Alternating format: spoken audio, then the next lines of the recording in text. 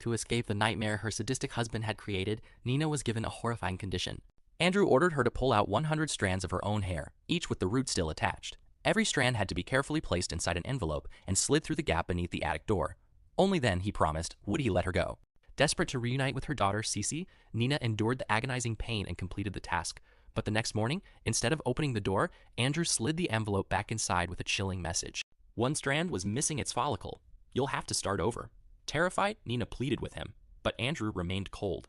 With no other choice, she painfully pulled out another 100 hairs, this time yanking them even harder to make sure every root stayed attached. Her body was already weak from hunger and dehydration, and before she could finish recovering, she collapsed. Hours later, Andrew finally unlocked the attic. Nina was barely conscious as he handed her a glass of water, calmly telling her it was all for her own good. According to him, this cruelty was simply his way of helping her become a better person. Nina forced herself to drink a single sip before stumbling out of the attic. She wasn't running toward freedom, she was running to find Cece. The moment she saw her daughter alive and unharmed, she could finally breathe again. She reached out, hoping to hold her, but suddenly her body became heavy, her vision blurred. That's when Nina realized the water Andrew had given her had been drugged.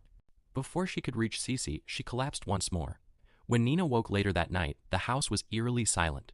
Fighting through the effects of the drug, she searched desperately for her daughter. She finally found Cece sitting alone in a bathtub as the water continued to rise. Panicked, Nina rushed in and pulled her out just in time. But Andrew had planned everything. He immediately called the police, claiming Nina had become mentally unstable and had nearly harmed both herself and Cece. Since traces of the same drug were found in both of their systems, the authorities believed his story without question. In an instant, Andrew transformed the real victim into the accused. Nina was committed to a psychiatric treatment facility where she remained for 9 long months. But even after she was released, her nightmare wasn't over. Andrew still controlled the one person she loved most, Cece. With everyone else, Nina looked like a troubled woman whose devoted husband had stood by her despite everything. Behind closed doors, however, Andrew used that carefully crafted image to tighten his grip on her life. Every time Nina tried to expose him, he simply convinced everyone she was relapsing. He controlled the house. He controlled the narrative. And because Nina had no money and no legal power to take Cece away, she remained trapped. Then everything changed when Millie arrived. As the family's new housemaid, Millie quickly caught Andrew's attention. Hoping for another child, he manipulated her with lies until she began believing that Nina had been the real problem all along. Soon, Millie became the new woman in the house, and Nina was pushed out of the mansion. Millie believed she had finally won.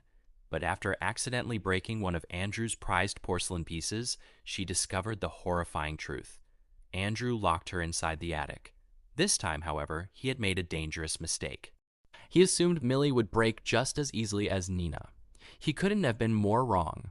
Years earlier, Millie had spent 10 years behind bars because of a violent incident involving a man exactly like Andrew.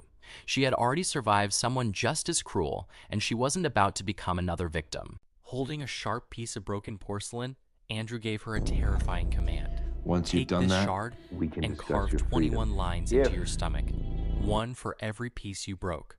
When you're finished, we'll talk about your freedom.